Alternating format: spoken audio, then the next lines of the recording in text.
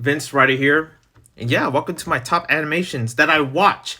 This is either animation shows or movies that I have witnessed in the year of 2024 that I watch and that were released. And hopefully some of them were released in that year because I don't know. Maybe not, but who am I? I'm not even perfect, okay? What do you want from me? But yeah, I'm just telling you what my top animations were of this particular year. And pretty much it's just that I don't know if I ever done this actually.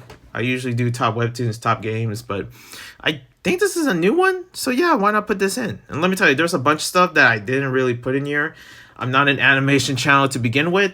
I mean, technically I am in terms of like webtoon and animes and stuff like that, even though that's about to change probably because I want to be towards gaming focus. But yeah, you know what? Top animations, that stuff that I seen. And there's some stuff that is probably expected and stuff that you're probably not going to be surprised. But hey, we just have to find out, okay? Remember, these are my personal lists. There's some that are like, oh man, how come you didn't watch this, Vince? How come you didn't watch this? Listen, if there was a payment and time for it, maybe yeah. But I don't know. I'm just giving you this quick list. And hopefully it's quick. Usually I record these like half an hour. I want to do this really quick. So let's just get into it. For the number 10 spot. Class of '09. Listen, I kind of really, I put it really low in the list. I don't know. There was another thing that was going to put low in the list. It was used to be higher. But when I think about it, Class of '09, man, that show is messed up.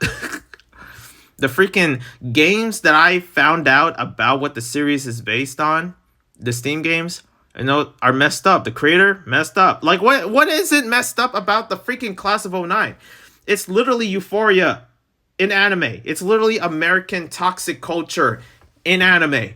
Like, what more do you need? Like this can't be real. This can't be real. They can't make these jokes. Oh, they made those jokes. They went there. I don't know what to. I have so much confusing feelings because I was like, oh, this is nice. I was like, oh, they made a joke about. Oh, okay. Well, you know what? And they made a joke about underage. I'm just like, no, man, what the heck am I watching? But then again, it makes people have a certain perspective, especially now, of like what this generation is or what the generation was back in '09, before 2009, because it was a different time, different jokes and here and there. And it kind of made me remind me of those times. And it was like, yeah, what? We were making these types of jokes, but I don't think they would be okay now. Okay? I don't think they would be okay now. Some certain people will be in the watch list, that's for sure. But anyways, for stuff like this, I just couldn't stop thinking about it and I put it in the top 10. What do you want from me? Will I say it's the best? No. Is it top? Sadly, yes, because it is one of the top 10 kind of like our top pilots out there because it was popular because a lot of people were talking about it. Just the controversy surrounding this series or anything like that, man, it's a lot to hold into. Let me tell you, but hey, it's something to talk about at least. Pretty interesting concept of an anime. Never thought it would be about just how toxic the US is because we can be toxic here. Anyways. Number 9, let's get into some heartwarming stuff here. And this one is not technically a series or anything like that. No, we're talking about RWBY, the epilogue. Okay? Keyword, epilogue. Now, why do I say that? Because this is after season 9 or season 8. I kind of forgot at this point. This was like either beginning of season 9 or something surrounding that when Team RWBY was catching up to Vacuo. And hopefully some of you that know what RWBY is, but if you don't know, it's basically about 4 girls that are trying to survive the world that they live in and helping one another. At this point, I kind of forgot what the story is really. I don't know. They're trying to stop an enemy that is attacking the world, but the studio has been through a lot to the point where I don't even know what's going to happen to the RWBY series. There's a part of me where it's going to be gone or something, but that can't be true. Because we still have a couple of seasons before it actually ends. And there is a story to be told, especially from the one and only Monte rest in peace, that he wanted to share of what RWBY is. So basically, it's not ending. It's just that it's in a weird place. But in this weird place, especially of this year, they released an epilogue talking about, the future Ruby or something like that, but an epilogue of like what would the ending be, or the credit ending be. And that's why I put it really low in the list. It would be number one. But the thing is that stuff like this wasn't supposed to be released, but they just released it because they really do care about their fans. And they just want to show this just to release it. And basically, it's about like what was life like, especially the friends and family that Ruby has, which is, Ruby is basically like, RWBY are the first letter of the main characters of the, as of the four girls that you see here. And what happened to them and happened, especially my boy Jean over there, like what happened to these characters and what was going through to the, the lovers and the people that love them, the family, the friends of these particular characters, and what they're going through in the other side of the world, since they were in the other world, in the fairy tale world, which where season 8 was taking place, or I think season 9. Season 9? It's either one of those seasons, the fairy tale series arc. And pretty much we are introduced into a different arc that's probably in the later seasons of where Ruby would be, and especially in Vacchio, which is the location of the universe. So pretty much it's showing that, and showing their griefs, and showing what they're going through, and seeing Crow vulnerable, man, that was hard. That was hard. Seeing everyone vulnerable, seeing Nora going through it, seeing just like the people going through it, like they needed Ruby. They needed, like, especially going through a war that they couldn't fight in Vacchio with all these weird enemies and stuff like that. Man, you see families going through it. You see everyone trying to help each other. Everyone trying to, and you see some people that are like, are like hated on because, well, people blame them because who else you gotta blame? You know what I mean? It's like this sense of like trying to get along with each other. And I feel like that's what the community needs right now. Just a sense of, getting along. Just to, especially what happened with Rooster Teeth, and now it's gone out of business, and that's heartbreaking. Like, it just makes me remember that. And that's what made me put in the top 10. It's because Rooster Teeth was something that I grew up watching.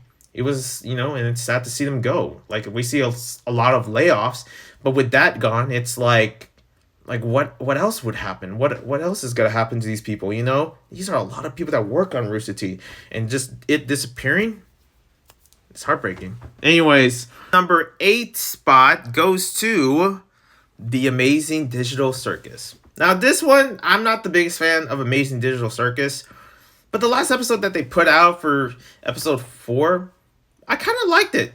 I kind of enjoyed it. It was like somewhat weird because we kind of needed a break from the whole craziness that freaking Kane is throwing us in.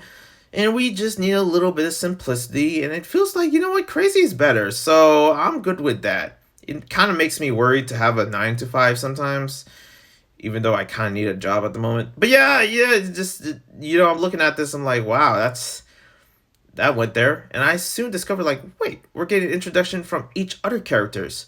What could Agatha be from? Or, going through, or Zab, or Zoom, I think her name is. Or just the other characters, basically, of what they're going through, what glimpse would we get? You know what I mean? Especially Jax. What is Jax on about? You just see all these characters, you see the vibe that Digital Circus has, and especially within the community. It's like, man, I kind of really enjoy this. It's something that it's a piece of just, like, I'm not the biggest fan, but I can appreciate like something like this. Yeah, I enjoy the characters. I enjoy what they're going through. Like, there's some deepness behind it, especially Pomni being the one to help them through therapy, or maybe some others that also should need help as well. I kind of you see with each episode, the characters, you see through their layers a bit more. And that's kind of like what I appreciate from The Amazing Digital Circus. But also just the, like, will questions be answered? Like, what's on with Jax? What's going on with Kane? What's going on with this character, that character? And it just takes you to that ride, Anyways, especially my Gator boy, where are you at? Number 7 is The Fairly Odd Parents, A New Wish. I honestly don't expect it to put it here, but here I am, just putting it here. You know why? Because the thing is that I grew up with The Fairly Odd Parents, and I never really was attached to it in the first place. And I could say the same for this for a new wish as well. Except the difference is that this is basically a continuation of what happened to the other characters in the Fairy Odd Parents. We get a glimpse of seeing what happened to Timmy Turner, where he is in life, or what happened to Doug Dimmadome, or what happened to Crocker, or just basically other characters like or Vicky, or and pretty much when thinking about it, I'm like, you know what? I kind of really do want to see where are these characters now because I do remember them. I wasn't that big of a fan, but I watched so many Fairy Odd Parents like from the younger days where I'm like, yeah, what did happen to them? What actually happened to Timmy Turner? And if you want to find that out, here it is. Odd Parents: A New Wish. Plain and simple. Played by Hazel, which you know what? I kind of like her. She's a cool character, especially the returning, Fairy Odd Parents as well. I don't know if they're retired or maybe they're just like going through life and they kind of miss the good old times of having, their Fairy Odd kid. So, that it's just something to look forward to, especially, later on in the episodes of where the other characters were at. I kind of want to see Cookie. I want to see the other, returning characters from the good old Fairy Odd Parents. Like, where are they now? And this is kind of a good way to show it. It really does bring a huge amount when it comes to fan service and just what the old school fans needed, And when I say old school, I mean, man, let me tell you, Timmy Turner and the Fairy Odd Parents in that days, that's old. Man, that was a long time ago. It felt like it, right? It's like 2 decades at this point. Crazy. Anyways, number 6. It goes to the Casagrandes movie. I love me anything that pretty much represents its culture very well. I felt the same for Encanto, Vivo, and also like even Emperor's New Groove. Anything that showcase Latin America and also the culture within it through animation is always unique. It's always unique, despite the controversies here and there. Like, oh, this one's bought by Sweet Baby Inc. or whatever. I don't know, but just stuff like when it comes down to culture and it just different aspects of them, especially true Latin America, is always interesting because it is a very big continent. It's a big place, and you kind of just want to showcase like what's in those spaces, what's in those places, And the Casa Grandes movie, I know it did it well for Mexico because I've been to Mexico before, but I never been to this kind of Mexico. In Jalisco, like just looking at it, I'm like, wow, that looks unique. That looks all types of unique of what the island, and you see a glimpse of and I get the Loud House movie wasn't bad as well, even though it was showcasing a bit of like Scotland, which I've never been to and I never understand. But when it comes to this, the Casa Grandes movie based in Mexico, and seeing how each one was trying to adapt the culture or just living that life within Mexico is pretty unique. I never really thought that of Mexico, and maybe it's because of the media showcasing what Mexico is, and the whole thing with Central America, especially between the politics. We don't really give a good glimpse of just something that showcase in the Mexico or somebody from that culture, and pretty much expressing it in a way where it's different when you see it on TV compared to seeing it like on real life. Because you just never know which one's the truth, but it just felt this fresh breath of air when you see Jalisco or Mexico or just like that landscape, and pretty much especially the story. Like the story's good, like what the morals are.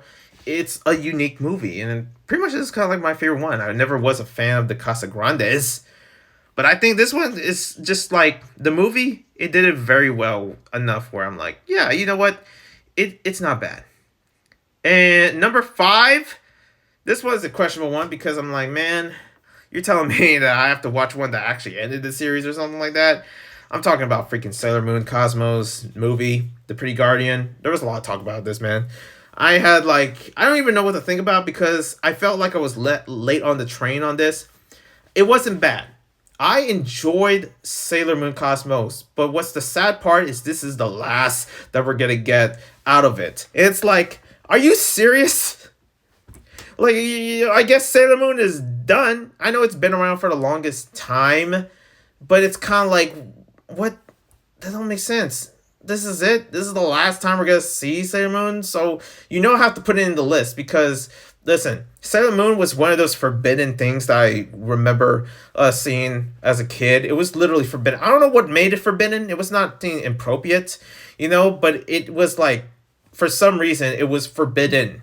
It was like, oh, if I read this, I know I'm gonna be made fun of by some random kid in there. But since I'm an adult and I can still, experience the shows and stuff like that through the comfort of my own home, no one needs to judge me. And if anything, I think most of my audience would adore that. So, it would actually help me a lot within my channel. But other than that, yeah, I guess no more because it just ended. I was like, are you serious? One of the best Magic Girl animes, one of the tops out there, or some would say the first ones. Like, it's just ending? Like, this is the whole. Damn it. Like, and also there were some parts of this where it's like messed up in the stories. It's like, especially surrounding, like, the friends of Yusugi's friends, and also just how they paint it that way. And if you want that good old Sailor Moon, it's because there's always like parodies. There's always like, people making fun of Sailor Moon. What about something that is just serious, just straight to the point? Like, what is it that's Sailor Moon? What is it that does it stand out? And this is a good way to witness it, which is the Cosmo series.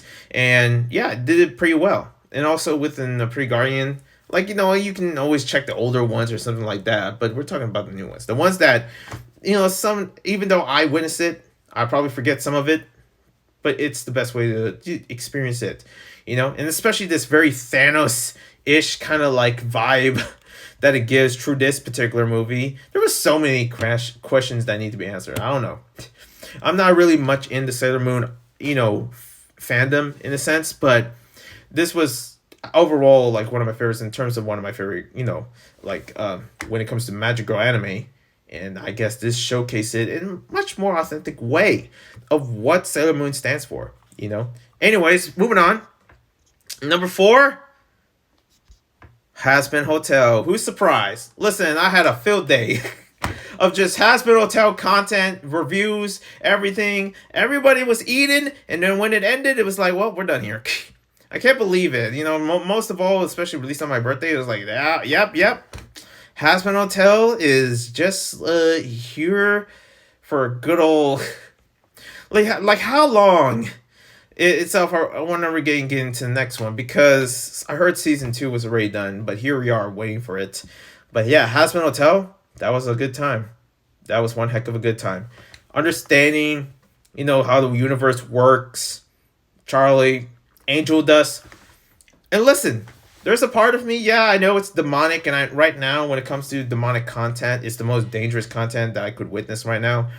But I get this weird feeling, this sort of like a theory that this could... I feel like there is like a Christian message through this. Because a lot of times, there is some Christian values through what Charlie's standing for, despite her being literally the daughter of hell, or the princess of hell. But you know what? There could be some good. Like, I get this feeling like maybe somewhere in Viv's heart, there's the Holy Spirit in her. Or maybe I could be just, on crack or something. I don't freaking know. Listen, I just believe. I believe. And I know some of that might sound stupid to some folks, especially within the Hazbin Hotel fandom. But what I know for sure, at least from feeling, I just know guys somewhere in their hearts. Come on. Like, come on, especially through Charlie, especially through Angel Dust, and how he's developing. I was like, who's this Angel Dust? Who's this Angel Dust? I was like, this is the Angel Dust that I've been wanting for the longest time. And I never thought I wanted it. Some of us really want that nasty Angel Dust, the sexy Angel Dust. Well, what about the Angel Dust that actually wants to do better in his life? You know what I mean? Wants a better life. True God. Let me tell you. Like, what do you mean, Vince? In hell? No. I mean, yeah, maybe. Because that's what the show is literally about, right? Finding God through hell. Or going to heaven through hell. And the only way to go to heaven, is through God. Plain and simple. But of course, this is Hazbin Hotel, so, what do I know anymore? There's, like, just so many pastors saying, like, the show is demonic. Yeah, it is, because it's about hell, but at the same time, there could be something. There could be a change coming, and I just know it's gonna happen. I know I'm possessed and talking about, freaking Hospital is who's surprised. But anyways, yeah, I'm just saying it could be something. It could be something in the future, and that's why I put it on my top 4. And also, I just love the show, and pretty much I've been waiting for it for freaking years. Next up, number 3, Miraculous World. Whoever thought I would witness this before going to UK for a layoff, going to Europe, and then I experienced this after? Oh man, what a time! What a time! It is Miraculous World, London at the Edge of Time. Even though it's not necessarily about London, which is like, yeah, of course it's not. What do they even care? They're trying to tell the story. But yo, I kind of enjoyed it. I enjoyed like what it gives, what it's offering, and also some detail of what season 6 could be when it comes down to Miraculous Ladybug. And this wasn't a bad world or bad, movie within the world series of Miraculous Ladybug. It did what it's supposed to, and it's overall kind of like a very good one in terms of like, especially the best when it comes to the fighting ideals that it gives. Like, how do you discover this path and that path, and basically outsmart your enemies? Because let me tell you, there is some advanced fighting and advanced planning when it comes to Ladybug's part, where I feel like I don't even have time to pay attention to. You know what I mean? Like, whatever. She, like, at this point, Marinette gets a freaking bachelor's degree on freaking fighting arts, on fighting strategy. Okay? Is that a degree out there? Because she deserves it. Like, we get it. But overall, putting that into action, it's like, forget about it. She's good at this. Like, one of the best, smartest heroes ever. Like, how do you figure this stuff out? You know what I mean? I was like, this is some advantage stuff. And so many questions are going to be answered. And it just made me more excited for Miraculous Ladybug in the future. And that's something that is what I'm looking forward to. And overall, this delivers. But anyways, Inside Out 2, we're gonna freaking speed it up a little bit. Bada boom! It is freaking Inside Out 2. Did I say Inside Out 2 in the beginning? I hope I didn't. I said number 2 in Inside Out 2. I think I freaking said Inside Out 2, and then I said Inside. I just ruined this whole freaking top list. Not really, because I didn't expose my number 1. But other than that, Inside Out 2, yeah, who's surprised, right? This is actually one of the best ones in terms of like understanding your emotions and the idea of anxiety. Our little orange friend up there, our little orange friend, like with its emotions, and also just everyone delivering their characters, and then the continuation of just like, like Haley is, especially as a character as well. I feel like this show itself, movie, was better than the other one. It was just like, it really developed in so many places in terms of feeling how teenagers think. And for me, I kind of really got a lot of that through what it gives. Like, for so many of these other returning characters with their emotions was also a return. I guarantee you when, especially like seeing a bit here and there from joy and anger and sadness, the returning, the returning characters that most people really enjoyed having. But then we got, a little bit more of like, especially some interesting voice actors that were in there. And also some, especially Riley's development as a teenager and also what she's going through. And it seems like it hits all the right places. I really enjoyed this for what it is in the ending for sure, and also just the overall emotions, especially when it comes to dealing with anxiety. Is it cringe to actually see it because I gone through it? I've been there. Sort of, yes. It's not cringe in a bad way. It's cringe like, yeah, that hits hard. And not only that, it's freaking the Bay Area. Stop calling me out, Pixar. I get that it's based in there, but it's like, stop it. Stop calling me out. Anyways, yeah. This was an overall good movie, and out of the best animation movie out there. It really delivered, and I can't wait to see more of it. I heard there's a show or something in the backworks of like Inside Out or something that is developing in that front. So I'm looking forward to whatever that is. You know what I mean? Anyways, number 1. And this is no surprise. Out of any one of these, nothing beats number 1 for the longest time. Maybe Hazbin Hotel and Miraculous Ladybug. But number one goes out to a series that I never thought would end it. It's like the same thing. It's like everything all mixed together, especially Sailor Moon when it ended their Cosmo pre-Guardian series. And for this one, come on, this is just like overall the top of the tops. Because number one goes to Arcane. Arcane is just one of my favorites of all time when it comes to me or anything. Like just around that universe or just like what happens. It's like, are you kidding me? Like this is what we doing? Like damn, it just went there. And so I'm like, you know what? Just give it to it because Arcane for sure ended in a pretty good and mysterious note. I'm not gonna spoil it, but it ended there, and I didn't know it went there, but it went there. So there you go. Yeah, this was just overall a good series.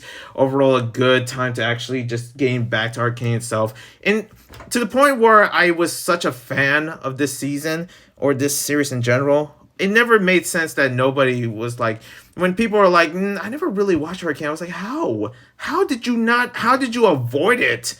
Do you see the tweets over here? Do you see even in YouTube, man? People were spoiling it from the guts, from the birds. Like I'm talking about, like when I remember a certain YouTuber, literally seconds when freaking Arcane season 2 was like released, and it was coming in three separate arcs, three arcs of just like when each episode was releasing, and this guy just keeps like he was just on it. He was just like releasing the like, oh, we're gonna view arc 2 of season 3, which is the 3 episodes on that arc 2, which is episode 4 to 6, and it's like, bro, can you chill down? Can you chill out? Like it was just literally released, and here you are, gonna spoil. I mean, damn!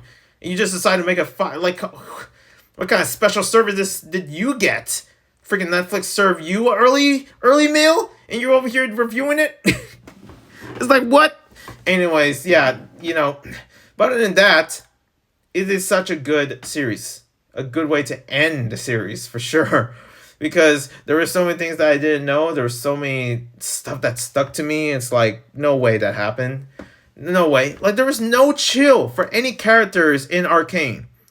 And man, there was no chill for my feelings about it. Because it's like, I wanted more. And they just left us with an ending that is promising. And just like, well, sadly, this is it. This seems right. Other than that, yeah. That right there is my top 10 animations of 2024. Let me tell you a lot. Maybe some that I didn't talk about yet. Maybe there wasn't any honorable mentions here and there or whatever, but what do you want from me? One love and a peace, and God bless.